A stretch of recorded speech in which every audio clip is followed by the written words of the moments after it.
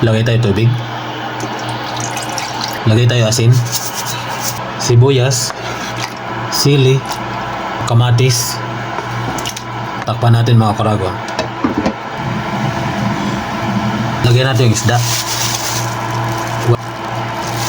Takpan lang natin to mga karagon.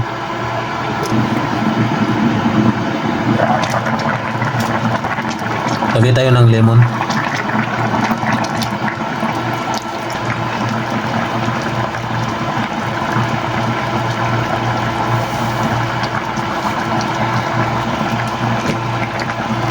Ayan mga karagon, luto ng ating sinabawang asa-asa.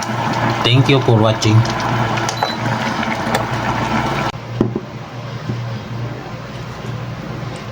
Kain tayo mga karagon.